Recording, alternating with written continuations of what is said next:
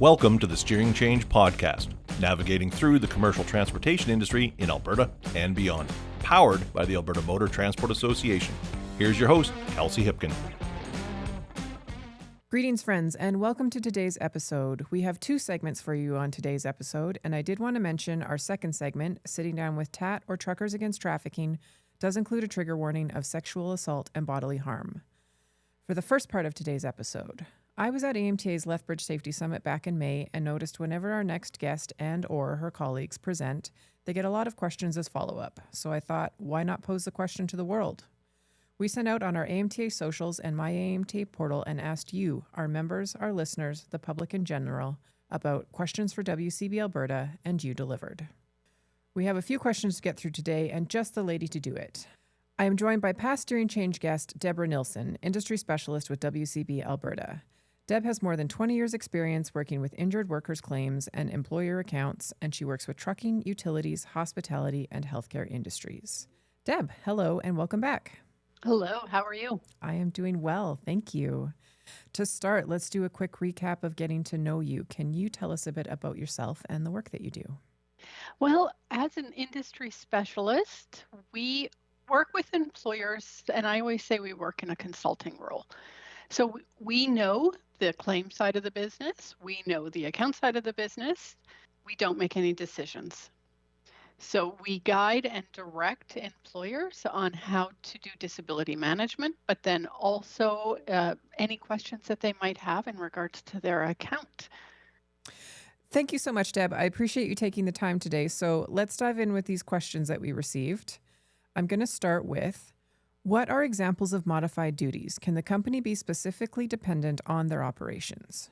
Modified duties should be tailored to the worker's current abilities and skill set, as well as the company's operational needs. Okay. So WCB is recommending that you maintain a list of modified duty options to accommodate various types of injuries, such as upper body, lower body, or back injuries. So the modified work that you're going to provide can vary depending on the injury. Having a list to help establish the modified duties for the next schedule shift, prevent the lost time, can definitely be a proactive approach for an employer. So initially, you're going to want to have a list that anyone could potentially do depending on the different body parts that could be injured. But then you should be developing a more specific plan based on the worker's skills, their education, their interests, as well as the company needs. So modified duties should be temporary and assisting that worker transition back to their regular duties. But with more severe injuries, you might need to be a little bit more creative.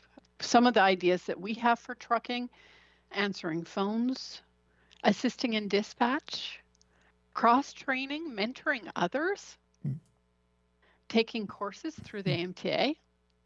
That can also work with, even developing different safety moments for your staff. Go to the AMTA website, look at the different resources they have, and can the worker not spend some time looking through all the different resources there?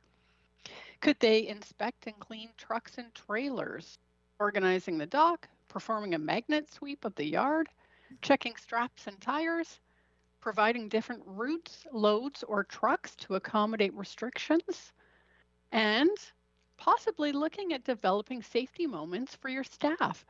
The AMTA has a library of safety moments that maybe your worker can spend some time going through them and establishing a plan for your safety meetings and what's going to be discussed at those safety meetings and utilizing those great resources.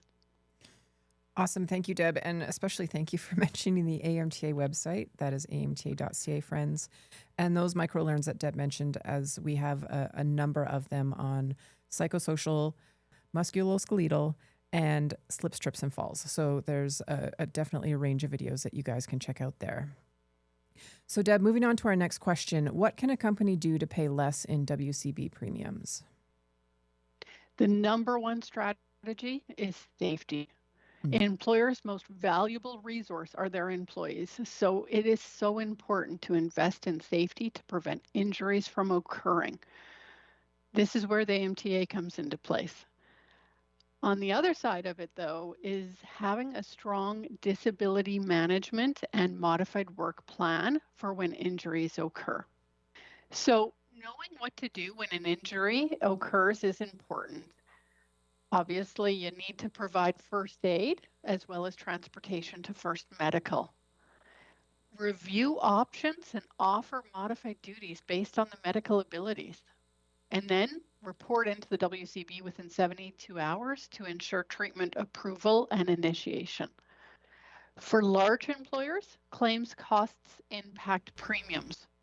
Employers can control compensation costs by providing modified duties as soon as the worker is capable to return to these duties.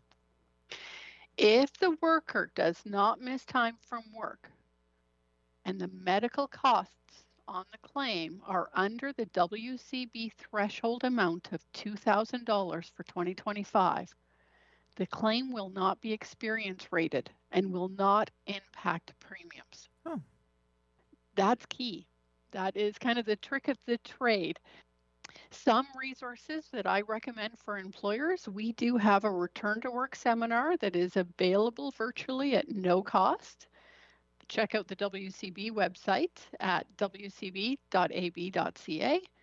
And then the other is a disability management toolkit, which is on the main page for the myWCB portal, as well as the employer app. And that can help employers walk through the different steps that are required when an injury occurs.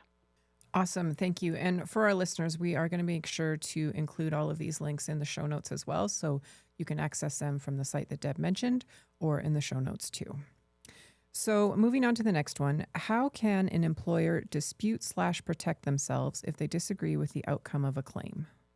If an employer disagrees with the outcome of a claim, the first step is to discuss the decision with the WCB decision maker, so either the adjudicator or a case manager.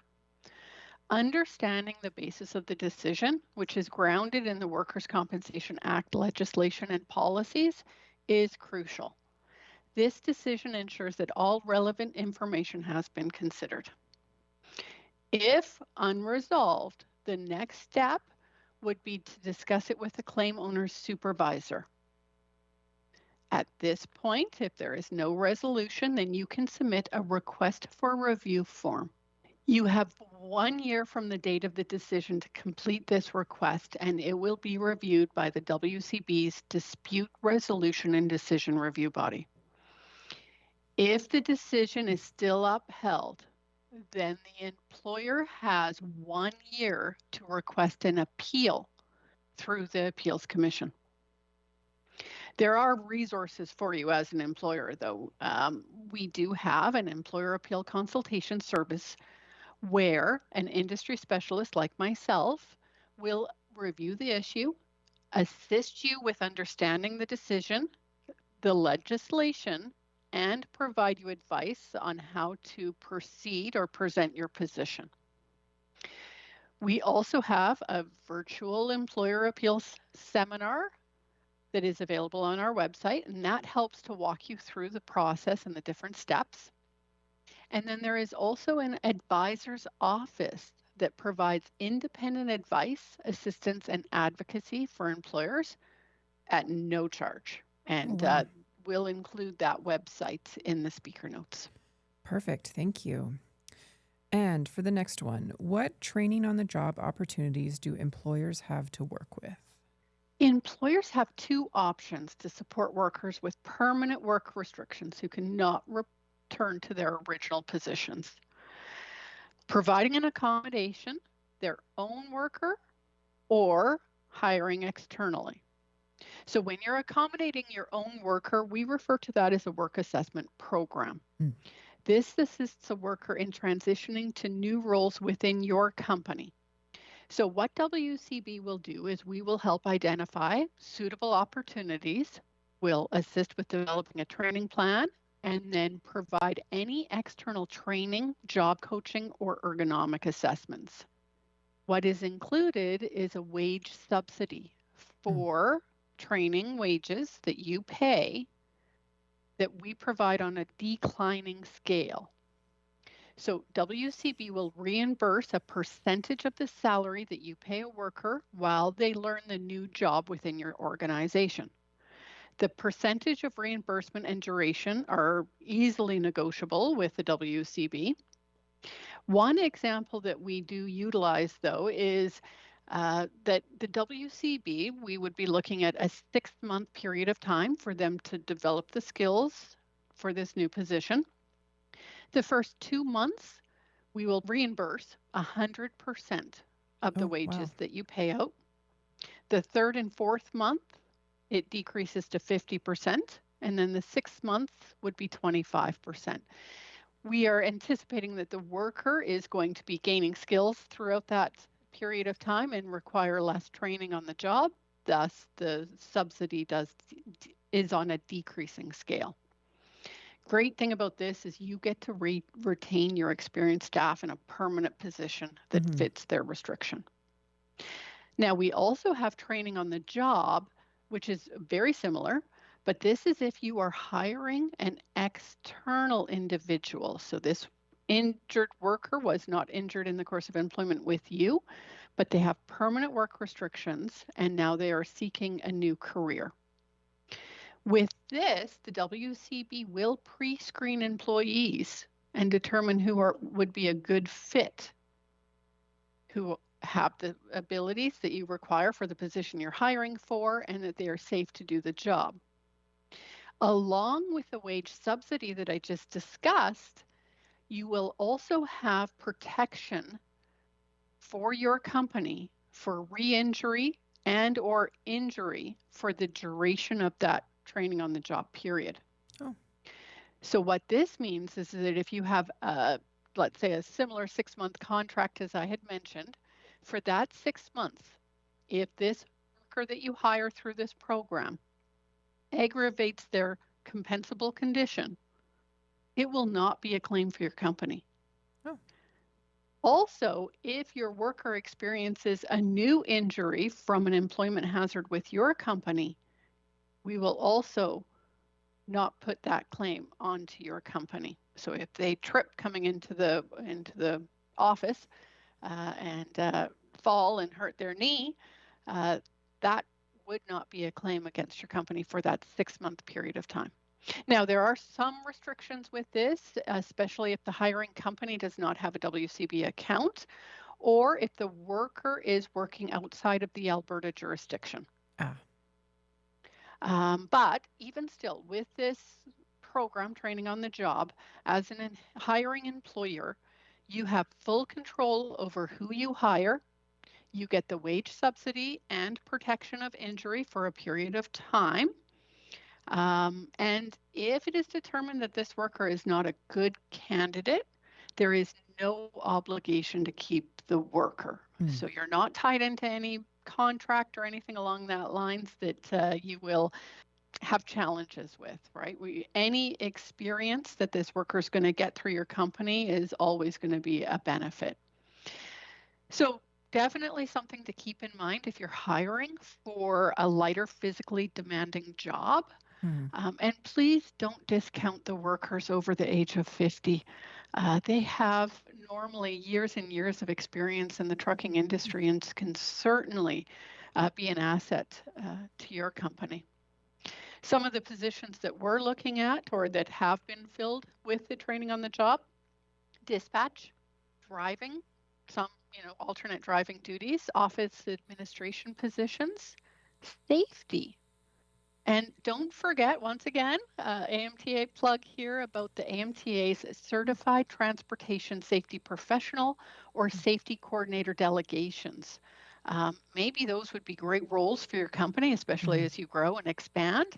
We can help your company with hiring someone in that position by providing those designations to a worker that you would be interested in hiring under the training on the job, as well as, once again, that subsidy and protection from lawsuits. So win-win. And I mean, I can speak from an AMTA perspective as well, because I believe it is 2 hires through that program. And the department they're in, they're thriving, obviously, but also just the experience they bring from being in industry itself. So I can definitely give that one a shout out on our regard. So Deb, the next one, it's a bit involved, so bear with me here. What should I do if one of my employees is involved in a motor vehicle accident or an incident caused by someone else's negligence? Is cost relief available, and how can I ensure I receive it? Additionally, if I have an employee who previously sustained a workplace injury and that injury is aggravated while working for my company, am I responsible for that claim, or does the liability revert to the original employer where the injury first occurred? Okay. Let's start with the motor vehicle accidents. So if an employee is involved in a motor vehicle accident or an incident caused by someone else's negligence, the first thing that you want to do is ensure your worker is taken to medical accordingly. Mm-hmm. When you submit your employer report of injury, you will also want to include the automobile accident report into the claim. This will trigger a task for our legal department to review the claim for third-party action. If the third party was in the course of employment, you can apply to transfer your claims costs to the negligent employer's WCB account. You will need to provide supporting evidence of negligence, but we will include the form that you would need to complete in the speaker notes for this podcast. For accidents where the negligent party was not in the course of employment, WCB will initiate a third-party recovery, so a lawsuit to the third party, to recover the costs and then remove them from your premium calculation. Now, legal action can take years and years and years before it is finalized, and what we provide to an employer is early cost relief request. So that is actually an email into our legal department just requesting that they review for an opportunity to apply early cost relief, which will then remove the costs prior to them impacting your premiums. There is a delay, though, getting a claim costs for the claims cost to show up on your premiums. So a 2025 claim will not impact premiums till 2027. So there definitely is some time. They do need to initiate. They need to be able to determine that there is a strong chance that they will be able to recover the costs in the third-party recovery. But if you were to see one and you're like, hey, that was a motor vehicle accident, and it's now impacting my premiums, you can feel free to reach out to rather myself or my counterpart, Leanne Mraz, and we will help guide you through it, or reach out to our legal department, because by that time you should have gotten a notification from them confirming whether or not the other party was in the course of employment. Awesome. And now, the second half of the question, sorry about that. So that one was in regards to if an employee's previous workplace injury is aggravated while working for your company. You still need to submit an employer report of injury within 72 hours of being made aware that this worker is having challenges. It is up to the WCB to adjudicate, and I'll walk you through what we're going to be looking at here. Also recommend strongly that you do provide modified duties based on the medical abilities, because at this point in the game, you just know you have a worker who's having challenges. You don't know where the liability lies. So provide modified duties and move forward as if this is your injured worker. What the adjudicator will be investigating is if there was a work hazard that occurred at a time and place consistent with the obligations and expectations of your employment. So was there a mechanism of injury related to your work duties? So if the worker lifted something heavy at work and aggravated a prior back injury, whether that prior injury was work-related or not, that does not matter. But the mechanism of lifting something heavy at work, it likely would be that we would accept the back injury. If the recovery period is delayed as a result of an aggravation of a pre-existing condition, the employer could be eligible for some cost relief for the costs related to the delay in recovery. Okay. Now, this option is currently not available in the specialized trucking industry because they are in industry custom pricing for cost relief. Okay. But keep in mind that we do repoll the industry custom pricing, and this could change. And there is a repolling for this industry for 2025. So just keep that in mind.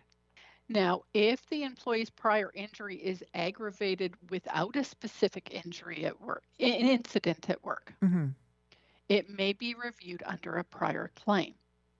So it could be just that the worker is now developing arthritic changes, or they require some surgical hardware to be removed.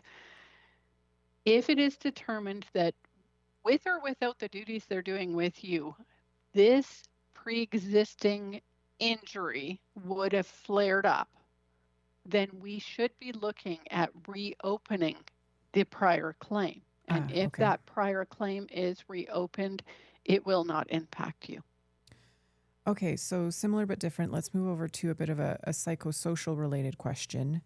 If I have an employee dealing with a workplace related psychological injury and they've been waiting months to see a psychologist due to lack of availability, is cost relief available when these delays are beyond the control of the employer, employee, or WCB?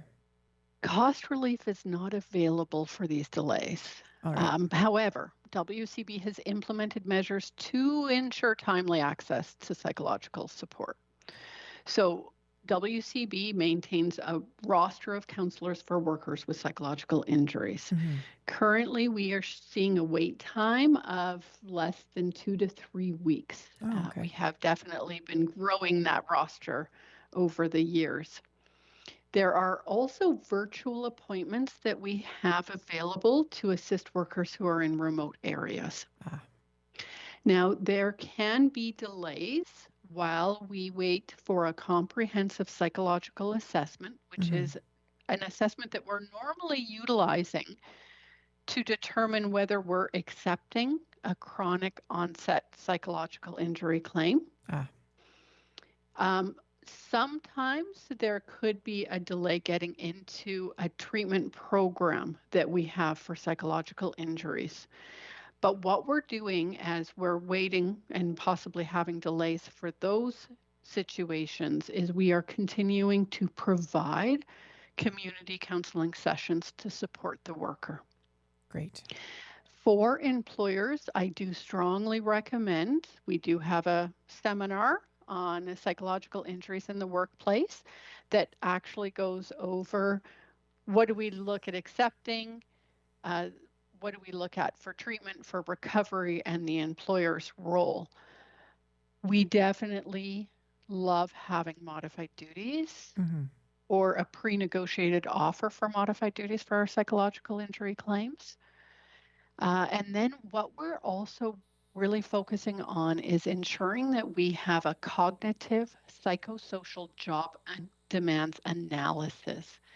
And this is going to help the WCB and treatment providers understand the requirements and barriers to a safe and early return to work. So we do need that information from employers. And if you are interested in learning how to complete those, there is a workshop available through the Millard Health Center, and we'll make sure that the link is included. Wonderful. Okay, Deb, we are at our final question. This one is extensive. I'll read it in full, and then if you ever want to go back to any of it, we can absolutely break that down too. Okay. I have an employee who was injured and is now being considered for modified duties. Their functional abilities form, FAF, completed by their doctor, indicates they are fit for modified work and can drive commercially for a limited amount of time. However, the form also lists climbing as a restriction. The employee is now saying they cannot climb into the truck, which effectively rules out commercial driving. In trucking, getting in and out of the cab does involve a motion similar to climbing a ladder. It's likely the doctor meant to restrict climbing in the context of ladders, not truck entry, but the form is not specific. How do we proceed in clarifying this? Is it appropriate to go back to the treating physician for a more detailed guidance on what type of climbing is restricted?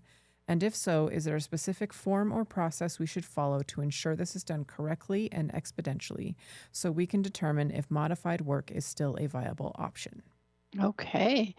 So when dealing with climbing restrictions, some of the following is going to be essential for us to know. So please, as an employer, provide us the physical demands analysis to understand how many times a worker must get in and out of the truck trailer in a shift. With this information, the WCB can go back to the treatment provider and inquire further about the climbing restriction. Can you, as the employer, limit the number of times that they have to get in and out of the truck trailer by providing a swamper or changing the route or the load? If the restriction is related to an arm injury, ensure that you let WCB know if you have grab handles on both sides of the door of the cab so the worker can get in safely. Remember, employers can sign up for occupational injury services, and if your worker utilizes one of these clinics, then you will have a return to work case conference with the provider, your worker, and yourself, where you'd be able to specifically inquire about climbing into the truck as a restriction. I think really at the end of the day, it is important to work with the adjudicator case manager. I wouldn't say that all doctors would be okay with an employer just reaching out to them to get further clarification. But certainly the Workers' Compensation Board can reach out to that physician and inquire further with the information that you provide into us with that physical demands analysis. Okay, you crushed that one. So that is all we have for our question outreach. But Deb, I just wanted to give you the opportunity. Is there anything that you would like to add stemming from today? Just truly to keep in mind that the WCB certainly wants to work with you. We certainly are very, very focused on a safe and early return to work for our workers. So modified work is super important. It does help with lowering your premiums. Safety is number one, but having that disability management and the modified duties is a very strong number two. Nobody needs to be paying more in WCB premiums, as well as keeping in mind that Leanne Mraz she takes the southern half of the province for trucking, as well as myself for the northern half. We're here as a resource. So definitely feel free to reach out to us if you have any questions or concerns, keeping in mind we don't make any claim decisions. But, the WCB can be a complicated system to understand when you're not living it every day. So that's our position here. And we love working with AMTA and the trucking industry. The feeling is definitely mutual. I just wanted to thank you for sharing your knowledge and insight today. And for the folks out there, if you do have questions, you can work through us and we can get you into contact with Deb and Leanne. We'll have some information in the show notes, as we mentioned as well. And yeah, thank you so much, Deb. Let's do this again next year. Sounds good. Thanks. Take care. For our next segment, I'd like to remind you once more a trigger warning for instances of human trafficking, sexual assault, and bodily harm. We go now to a recent chat I had with Heather Fry, Director of Industry Training with TAT, or Truckers Against Trafficking as they were formerly called. Heather also presented at our annual conference this past April, and having personally worked with Heather and her team over the years, we are always so pleased to share word of what they do and help in any way we can to combat human trafficking. Heather, welcome. Hi, Kelsey. Thanks for having me. So let's start by telling us what exactly is the Harriet Tubman Award? Yeah, the Harriet Tubman Award is a prestigious award that we give out each year. We've been doing it since 2013, and it's meant to honor a member of the transportation industry whose direct actions have led to a person who could potentially have become a victim of human trafficking or actually was a victim of human trafficking being recovered from that situation. So we're always looking to recognize heroic actions, and those heroic actions, simply could be making a phone call that has resulted in a victim being recovered. It comes with a $5,000 prize. I don't want to miss that. So yes, each year we give it out, and each person receives a $5,000 award. Amazing. And do you have some stories that you can share of past recipients or the kind of nominations that have been submitted? Yeah, definitely. There's one story that we like to talk a lot about at TAT because I think it highlights really well the what the crime of human trafficking actually looks like in North America. And so we talk about Kevin Kimmel, and he was the 2015 Harriet Tubman Award winner. And this happened in January of 2015. Kevin drove for Conway Truckload. He's now retired, but he was finishing up his deliveries, and he was stopping at a truck stop to take his break and complete paperwork. And he was noticing an RV that was parked in the truck area. What he noticed was a man going back and forth from the convenience store to the RV, and then multiple men arriving at the RV and then leaving a little while after.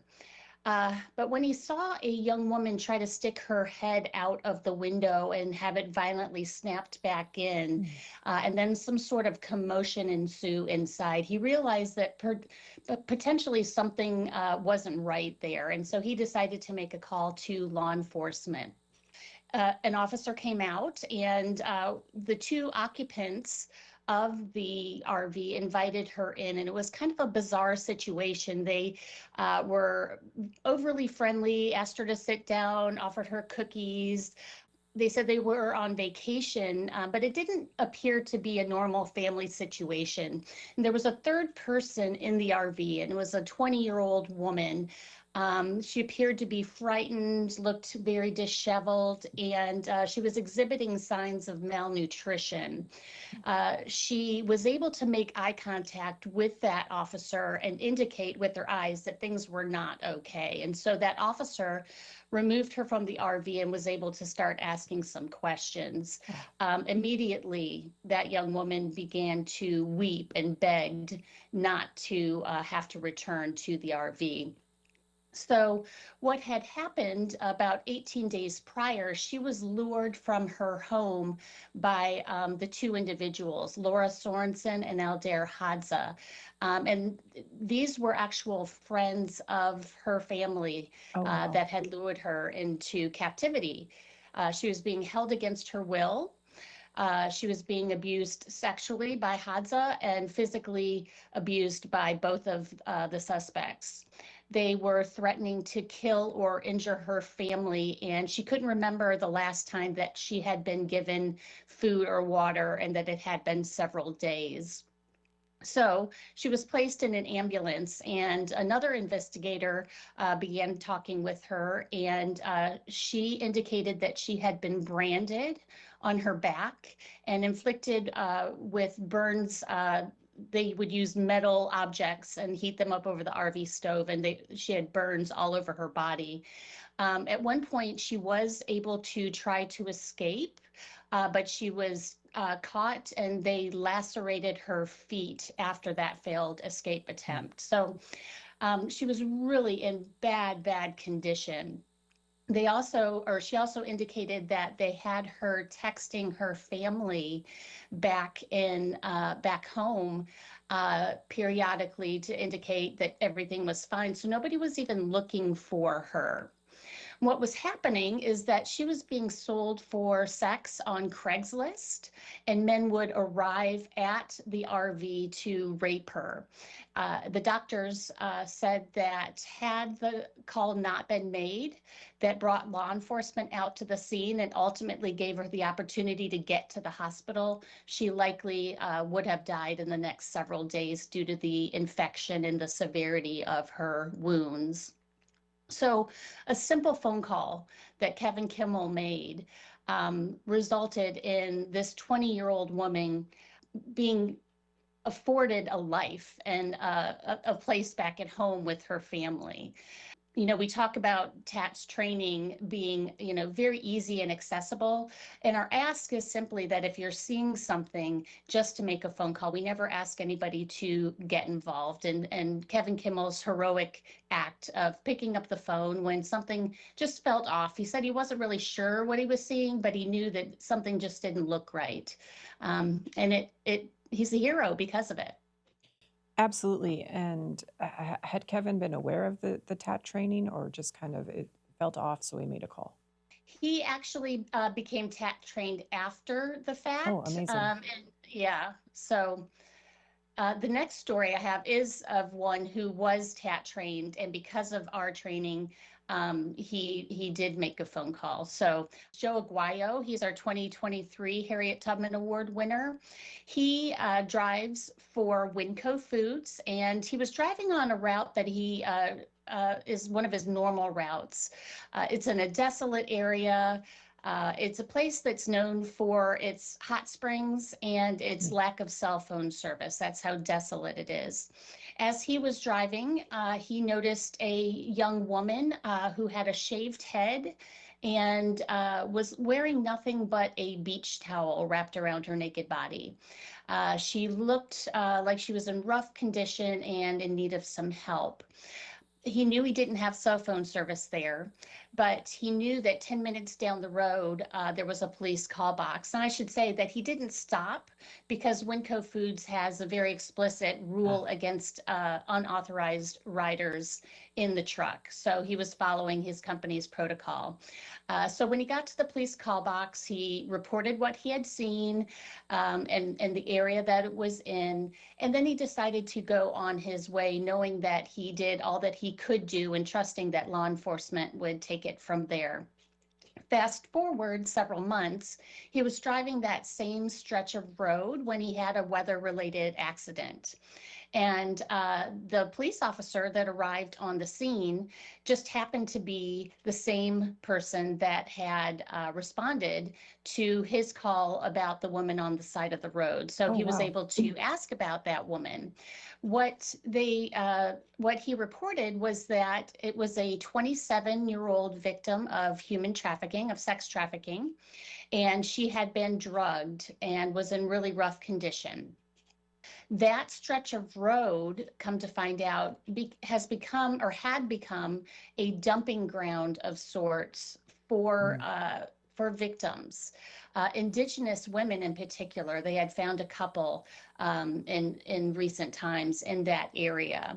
Traffickers thought that it was a place where people would be reluctant to stop, knowing that it was very remote and that a lot of people just maybe would be too afraid to stop or didn't want to deal with a potential problem. They didn't, maybe that person was just a drug addicted person and, was out there, doing whatever she was doing. But Joe had the perspective of that woman being a human being and potentially in need of some help because Winco Foods had recently, just weeks prior to that, trained all of their drivers using our free training. So she did get help in the hospital. And again, this was a situation where she was in such rough condition that the doctors reported that there was a chance she could have died had that call not been made. And she was able to get hooked up with survivor services and get help in the aftermath of her trafficking situation. So again, another heroic situation that was simply due to a phone call being made. It's amazing. Like you see drivers like Joe and Mr. Kimmel, just they notice something, they've had the training or they haven't, it's off, and they make the call and some lives are saved. We know that drivers, they're on the road every day, they're seeing this. I think that's why kind of you guys are so strategically positioned to help out drivers with that training. Can you kind of elaborate on what some of the training is that you offer? Yeah, so all of our training is free and can be completed in less than 30 minutes. We offer documentary style, industry specific training videos. So within the trucking realm, we have courses for over the road drivers, one for local drivers, and one for movers and in-home delivery personnel. And what we try to do is make it easy and accessible. So we want to connect with companies and deliver our training in a infrastructure that's already set up for existing training. We don't want anybody to have to recreate the wheel. And so what I do is I talk with, safety directors or whoever is the person responsible for implementing training. We find out exactly how that company does training, and we deliver our videos in a way that makes sense to them. For owner operators, our free training is available right from our website, which is tatnonprofit.org. So they can simply go on there, choose the course that they want to take, and in less than 30 minutes, be a certified trucker against trafficking. Amazing. And back to the Harriet Tubman Award, can you share with us the important deadlines, how to nominate someone, all of that information? Yes, so we are accepting nominations, and the deadline is the end of July. You can go to our website and find the nomination page. I believe we've got a pop-up menu, so you go to the home page, it'll pop up and lead you to the place where a nomination can be made. Amazing. Thank you, Heather. And for our listeners, we're going to be sharing this information on our social media as well. So keep your eyes peeled. And then, Heather, thank you so much for joining us today. But is there anything else that you'd like to add? Yeah, I think, we as individuals can really make a difference in the fight against human trafficking, regardless of if we're a truck driver or a bus driver, or if we work in an office, or just the general everyday person. We all have a role to play in ending human trafficking. And that can be done simply by just slowing down, looking around, and looking for red flags of human trafficking. And we have anti-human trafficking resources on our website that I hope people will go check out. Get yourself trained. We have a new corporate video, which would be appropriate for anybody that is a non-driving focused person. Go to our website, take the training, educate yourself on the red flags, and slow down, look around, and make a phone call if you think that you're seeing something. And this could be either to 911 if you think you're seeing an active crime in progress, or if you're not really sure and just want to report what you're seeing, you can also call the National Human Trafficking Hotline, and that number is 833-900-1010. Awesome. Thank you. We'll make sure to share that number in the show notes as well. And I can vouch for the TAT website, the resources. It's incredible. So Heather, thank you so much. Yeah. Thank you so much, Kelsey. I'd like to thank both Deb and Heather for their time today. Let's catch up on some AMTA news. AMTA's Edmonton Golf Tournament, taking place next week at the links at Spruce Grove, is sold out, but hopefully we will catch you next year. Also, keep an eye out for details coming soon on AMTA's Driver Appreciation Days, taking place September 8th to 17th. And finally, AMTA's latest campaign, Spring into Safety, looks at the transition from winter to spring and how that can affect how we drive, prepare to drive, and how we interact with other road users. Be sure to check out our June 6th episode where we explored that further, discussing impacts of wildlife strikes, sharing the road with motorcycles, and spring cleanup. Do you have any questions or comments about the Steering Change episodes? Reach out on our Instagram at AMTA_CA or LinkedIn and Facebook at Alberta Motor Transport Association. Stay safe and see you next time. Thank you for listening to this episode of AMTA's Steering Change podcast. The views expressed by guests of the Steering Change podcast are their own and may not reflect the views of AMTA, its hosts, or sponsors. Did you have a question that you would like answered on an upcoming episode of the Steering Change podcast? We want to hear from you. To submit a question to the Steering Change mailbag, hit up our DMs on LinkedIn, Facebook, or Instagram with the hashtag Steering Change, and your question will be answered either live on the podcast or by one of our SMEs here at AMTA. We ask that you share this episode with those in your network that could benefit from what we discussed today, and make sure to subscribe to our podcast on your favorite podcast platform so you can be notified when future episodes are released. You can learn more about us and our mission by visiting www.amta.ca. Now get out there and have a safe day.